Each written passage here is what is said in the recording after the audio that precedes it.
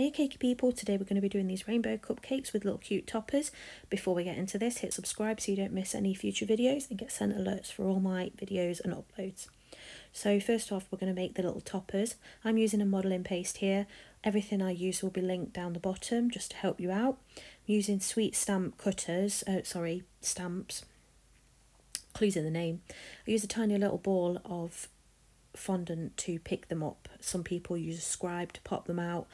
I prefer to use a little ball, and then we're just picking them up and placing them onto the modelling paste, and then we're going to push them into the modelling paste, just checking that they fit okay with my little cutters. I don't want them to be too big, I want them to be a little side topper rather than, you know, taking up the whole cupcake.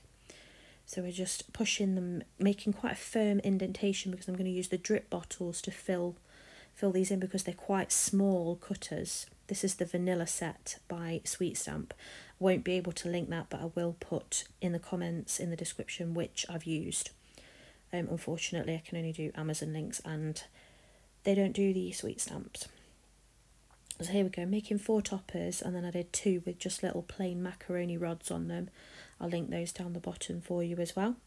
So we're just cutting all 4 out here, just trying to squeeze that last one in, checking that I can fit it. So here we go. The girl's name was Amy, so we went for an A and her age was 31.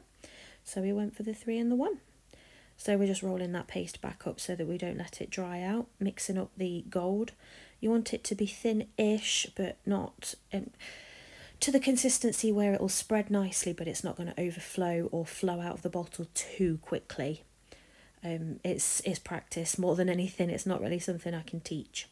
So then I'm just using the nib to sort of spread it around a little bit as well there into the indentations that we made in the modelling paste, and then spreading it around. And again, filling up any little bits at the end. You can also go back and touch them up, which I'll show you how to do in a minute. If you make any mistakes, you can see the one at the top there. I went over the lines just a little bit, so I will show you how to touch that up in a second. So just finishing this one up, you can see on the flick on that A there that I didn't quite get it all in the right place. Like I say, these are really, really tricky to fill because they are such small stamps. You can also use a brush and paint, which I do sometimes. I use a 0 brush and quite thin paint. Sometimes you have to go over it twice. Okay, so moving on, and here's where we're touching up. I'm using a brush that's just got a little bit of, I actually use vodka on this one, just to touch up the lines around the outside. It's still slightly damp, so it does touch up really quickly. And now we're doing the icing, so we've made a standard buttercream. I will pop my recipe in the bottom in the comments for you so that you can do that. We've got a bit of cling film, or if you're American, saran wrap, on the counter there.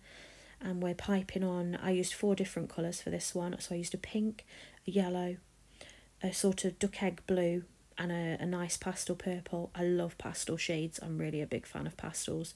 And then we're wrapping it across nice and tightly. You can see making a nice sausage and wrapping the end off there nice and tight.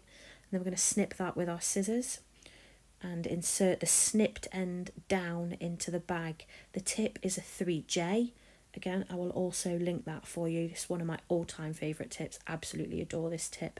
Nice, big, fat circles on there, piped at the top. Coming out really lovely.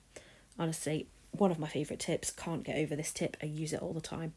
I quickly twisted them all so that all the finishing points were exactly the same. And then we're using those toppers, which have been left overnight to dry, on the top. We're putting them over where the piping finished. And then the macaroni rods in the middle. My fingers aren't dirty, that is colour.